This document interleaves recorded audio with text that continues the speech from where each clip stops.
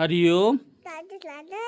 मैं उत्तराखंड के सीमांत शहर नरसिंह भूमि से आपका अपने चैनल में स्वागत करता हूँ। आशा है कि आप सभी स्वस्थ एवं तंदुरुस्त होंगे और करते हैं आज की ब्लॉग की शुरुआत। बोलना। मेरे साथ परम मित्र गणी भाई भी साथ में है और आज अभी हम जा रहे हैं मूल निवासियों की रैली में।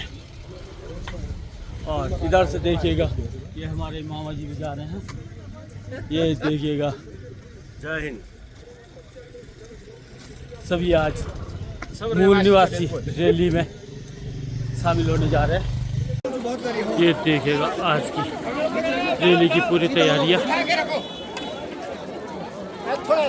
जोशीमठ बचाएंगे, हमारे मंगरों का पानी पिएंगे, जोशीमठ बचाएंगे, पौधा झंगोरा खाएंगे, जोशीमठ बचाएंगे। हमारा है एनटीपीसी तेरी जागीर नहीं, जोशीमठ हमारा है एनटीपीसी जागीर नहीं, जोशीमठ हमारा है। कौन करेगा? हम करेंगे, हम करेंगे, हम करेंगे। इसकी रक्षा कौन करेगा? हम करेंगे, हम करेंगे, हम करेंगे।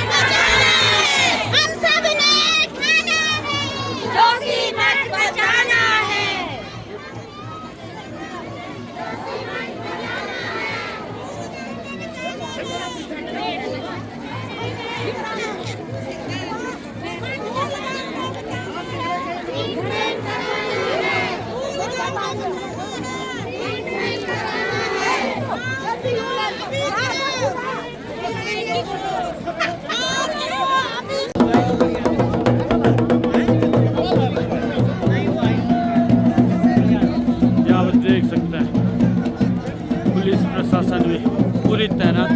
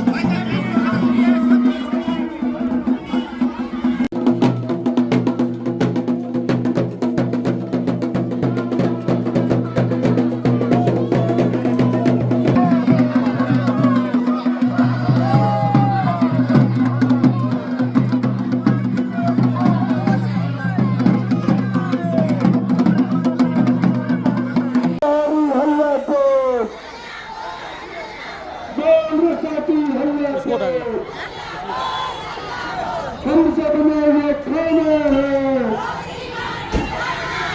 हम सब में ये खाना है।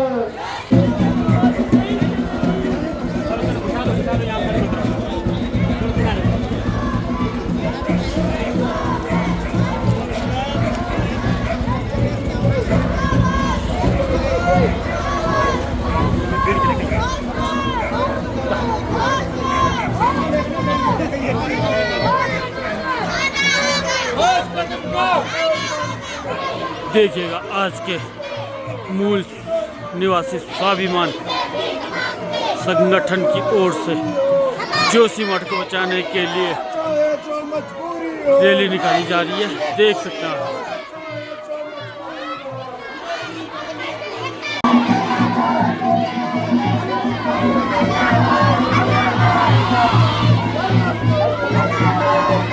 देखिएगा मूल निवासी स्वाभिमान संगठन की ओर से निकाली गई रैली में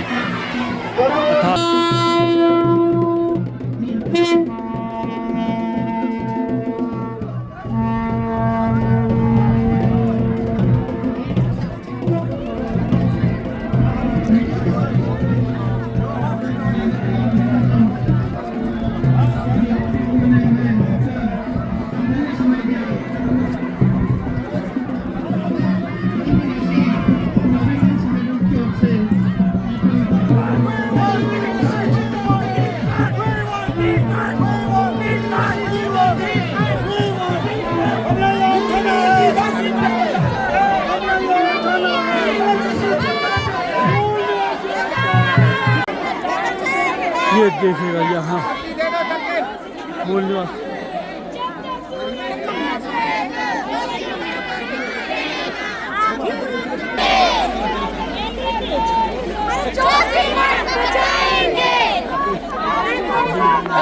जिंदाबाद जिंदाबाद जिंदाबाद हमारी एकता जिंदाबाद नहीं किसी से भीख मांगते हम अपना अधिकार जो आज की ये भव्य रैली भी है समस्त वार्डों की महिलाओं को सबसे पहले बहुत बहुत धन्यवाद जो अपनी इतनी संख्या में आए और पुरुष वर्ग के लिए युवा जो छोटे बच्चे सबसे पहले उनके लिए भी बहुत बहुत धन्यवाद जो वो छोटे बच्चे आए। भगवती देवी मंगलम सिंहवाहिनी मंगलम सिद्धिदात्री च मंगलाई नमो नमः सर्व मंगल मांगल्ये शिवे सर्वार्थ साधके शरण्ये त्र्यंबके गौरी नारायणी नमस्ते। बोले नरसिंह भगवान की जय, चंडिका मैया की जय, दुर्गा मैया की जय, ज्योतेश्वर भगवान की। हमारा हृदय अपार गदगद हो रहा है। हमें विश्वास था सब लोग आएंगे, सब परिवार आएंगे, कहीं आपने कमी नहीं रखी। कदाचित किसी वार्ड में हम न जा पाए, हम क्षमा मांगते हैं, यहाँ पे खुले में आप सबसे क्षमा मांगते हैं। आपने कमी नहीं की, कदाचित हमने कमी की हो, इसलिए हम क्षमा मांगते हैं। कि ये आ गई है कि हमारे पास विकल्प पत्र दिए गए हैं। विकल्प पत्र में कहीं ये नहीं लिखा है कि तुम जोशीमठ में रहोगे। विकल्प पत्र में लिखा है कि पैसा पकड़ के जाओगे या कहीं अन्यत्र जाओगे। अन्यत्र सुनील, ओली, मनोटी कहीं का स्पष्ट लिखा ही नहीं है। अब बताइए ऐसे में हम कहाँ जाएंगे? हम सबसे पहले अपने देवताओं के स्थान बनाते हैं, तब अपना घर बनाते हैं। हम पहले देवता पर विश्वास करना है और देवता के विश्वास के बाद अपने घर में विश्वास करते हैं। हम कहाँ जाएंगे? कहाँ भगवान नरसिंह ले जाएंगे? कहाँ ज्योतिश्वर हिमालय शिवालय ले जाएंगे? कहाँ अपनी चंडिका ले जाएंगे? हम किधर जाएंगे? यही सरकार से मांग है। आप आए, बड़ी संख्या में आए, मैं आपका धन्यवाद करता हूँ। पुनः प्रवेश जी, प्रधान संरक्षक हमारे ऋषि प्रसाद सती जी कि वो आए और सूक्ष्म शब्दों में हमें अपना मार्गदर्शन देने की कृपा करेंगे। भारत माता की कोदा झंगोरा खाएंगे, कोदा झंगोरा खाएंगे। मूल निवासी स्वाभिमान संगठन जिंदाबाद, मूल निवासी स्वाभिमान संगठन जिंदाबाद। मैंने पहले दिन भी कहा कि जब बच्चा रोता है तो मां तभी दूध पिलाती है। आज हमारे सामने समस्या ये है, ये मत सोचिए कि हम लोगों की एकता ही हमकारा ये प्रचय है। ये जोशीमठ की एकता जो आज घर से बाहर निकल कर आए गए, इन सब मातृशक्ति को मैं बहुत बहुत नमन करता हूं। मैं एक बात कह देना चाहता हूं, जब शुरू दिन यहां मुख्यमंत्री जी आए थे, आईटीबीपी के गेस्ट हाउस में हमने उनसे निवेदन किया था कि जोशीमठ को CPDD का रेट मिलना चाहिए। हमने रखी वार्ता, हमने उनके इस जोशीमठ के मैं प्रतिनिधि रहा हूं, हमने कहा और हमारी बात को माना गया, CPDD के रेट मिले। हम किसी का विरोध नहीं करते हैं, मैं आज भी कह रहा हूं, हम जनप्रतिनिधि हैं, हम किसका विरोध करेंगे? सारी जनता जोशीमठ की है। लेकिन आज इन एकता के मूल निवासियों की अपनी समस्या है। मैंने कहा है ना कि हमारी सामाजिक स्थिति कुछ नहीं है, हमारी आर्थिक स्थिति कुछ नहीं है। कुछ दिन पहले हमारे कपरान, विनोद कपरान जी, प्रकाश कपरान जी उत्तराखंड के आपदा सचिव से मिले, उन्होंने बात रखी। उसके बाद जगत गुरु शंकराचार्य स्वामी वासुदेवानंद सरस्वती जी महाराज ने माननीय मुख्यमंत्री जी से टेलीफोन पे बात की, उन्होंने ज्ञापन भी दिया। उन्होंने कहा आप लोगों की जो वार्ता है, हमारे 14-15 मुद्दे हैं, उन्होंने कहा आप 7 मुद्दों पे आइए और ऐसे महत्वपूर्ण मुद्दों को लाइए, मैं सरकार से बात करूंगा और सरकार को मनाऊंगा। इसलिए महेंद्र भट्ट जी का हम बहुत बहुत सम्मान करते हैं, उन्होंने इस बात को रखा है। अगर सरकार फिर भी नहीं मानी, हमको एकता की जरूरत है। ये बात जरूर है, हमारे सामने एकता होनी चाहिए। ये आप सोशल मीडिया पर बिल्कुल इस प्रकार के कोई ऐसे शब्दों का प्रयोग मत कीजिए जिससे इस संगठन को भी हानि उठानी पड़े। मैं आप सबसे युवाओं से निवेदन करता हूं, कोई सोशल मीडिया पे लिखता है तो जोशीमठ की एकता की बात रखिए और एकता हम सब में होनी चाहिए, इस बात को सोचना चाहिए।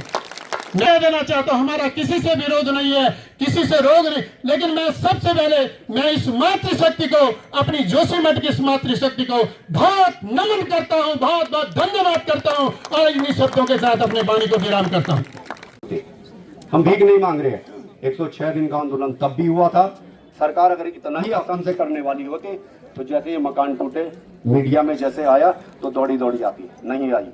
पूरी मातृशक्ति को तब भी यहाँ पे आना पड़ा, लगातार अपना प्रतिरोध जाहिर करना पड़ा, लोगों को रोना पड़ा कि हमारे मकान टूट चुके हैं, हमारा भविष्य क्या होगा, हमारे घर टूटने वाले हैं, हमारे खेत खलिहान टूटने लगे हैं। तब जा करके जब लगातार यहाँ से सरकार को लगा कि हम तो फंस रहे हैं, मीडिया में मामला बहुत बड़ा बना, तब जा करके सरकार आई। सरकार इतनी भोली नहीं है और सरकार के लोग भी इतने भोले नहीं है। लोगों ने, आप लोगों ने, और मैं तो हर बार कहता हूं कि मातृशक्ति को नमन है। जोशीमठ का कोई भी आंदोलन, कोई कितना भी 30 मार खां बोल दे कि मैं बहुत बड़ा नेता हूं, मेरे पीछे 50,000, 15,000, 20,000 खड़ी हो जाएगी, वो गलतफहमी है। हमारी जोशीमठ की मातृशक्ति, युवा शक्ति इतनी जागरूक है, वो जानती है हमको कब कहां खड़ा होना है, हमको कब किसके साथ खड़ा होना है। वो किसी सरकार के लोग, महेंद्र भट्ट जी, हमारे प्रदेश के धामी जी और केंद्र सरकार के लोग या आपदा प्रबंधन सचिव या आपदा प्रबंधन के जो मंत्री हैं, वो इतने ही जोशीमठ के हितैषी हैं, इतने ही जोशीमठ के बारे में सोचना चाहते हैं, तो उन्होंने क्यों हमारा पैसा आज तक जमीन का तय नहीं किया। और जो हमसे सबसे बड़ी बात मैं बताना चाहता हूँ आपको, जो जमीन का रेट हमारा आज भी तय नहीं हुआ, जो अंदर बाहर कर रहे हैं ये इसी के बिना पे हो रहा है। लोगों को डर है भाई, मेरा जमीन मकान का मिल गया, मेरा जमीन का पैसा नहीं मिला, मुझे मैं कहां जाऊंगा, मेरी रबी वाली क्या मांगे उनको हमको बताइए। और पीडब्ल्यूडी को, सिंचाई को और अन्य तमाम कार्यदायी संस्थाओं को इनके द्वारा कहा गया, आपदा प्रबंधन के सचिव ने उनको नोटिंग भेजी कि आप फटाफट अपने काम शुरू करने के लिए डीपीआर तैयार करो।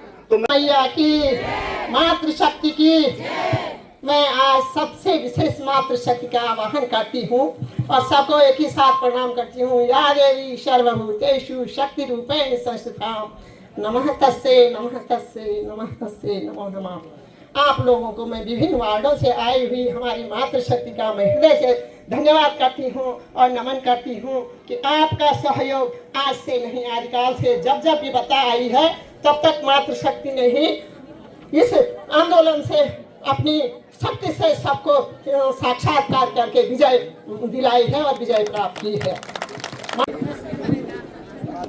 मूल निवासी स्वाभिमान संगठन के अध्यक्ष, हमारे पूर्व धर्माधिकारी, हमारे बुजुर्ग, युवा वर्ग और सभी यहाँ पर जितने भी हमारे गणमान्य लोग भी यहाँ पे आए हुए हैं, सबका स्वागत और अभिनंदन करता हूँ। विशेषकर मातृशक्ति, सब बैठो, अभी बैठे रहो, अभी एकदम क्यों जा रहे हो, अभी थोड़ा बैठे रहो, थोड़ा समय दो। समेत इंग्लिश से निवेदन करूंगा कि वो आगे का संबोधन करेंगे। समेत इंग्लिश बार पुनः बहुत बहुत धन्यवाद, आप सभी लोग पहुंचे। और अब ये अंतिम हमारा जो कार्य है आज का, ये ज्ञापन मूल निवासी स्वाभिमान संगठन जोशीमठ की ओर से दिया जाना है, तो इसको मैं एक बार आप सबके सम्मुख पढ़ रहा हूं। तो आपसे है, सेवा में श्री माननीय मुख्यमंत्री महोदय, उत्तराखंड सरकार देहरादून द्वारा उप जिलाधिकारी जोशीमठ, विषय जोशीमठ भूदशाओं से प्रभावित मूल पुश्तैनी निवासियों की समस्या के संदर्भ में। महोदय, दिनांक 20 जनवरी 2024 को नगर पालिका सभागार जोशीमठ में हुई बैठक में सचिव आपदा प्रबंधन उत्तराखंड शासन के द्वारा अवगत करवाया गया है कि वैज्ञानिकों की रिपोर्ट के आधार पर जोशीमठ को 14 संवेदनशील क्षेत्रों में बांटा गया है, जिसके अंतर्गत आने वाले 1200 भवनों को तत्काल खाली करने की आवश्यकता है। इन 1200 भवनों में निवास करने वाले नागरिकों को जोशीमठ से लगभग 90 किलोमीटर दूर बमोत गोचर चमोली नामक स्थान में विस्थापित किया जाएगा और इस हेतु भूमि भी चिन्हित कर ली गई है। महोदय, यह बताना अति आवश्यक है कि जोशीमठ के मूल पुश्तैनी निवासियों एवं जोशीमठ से के बाहर से बसे हुए निवासियों के हितों में भिन्नता है, जिसे कि समझने की आवश्यकता है। इसी परिप्रेक्ष्य में हम समस्त मूल पुश्तैनी निवासी जोशीमठ यह मांग करते हैं कि हम मूल पुश्तैनी निवासी जोशीमठ से अन्यत्र कहीं भी विस्थापित नहीं होना चाहते हैं।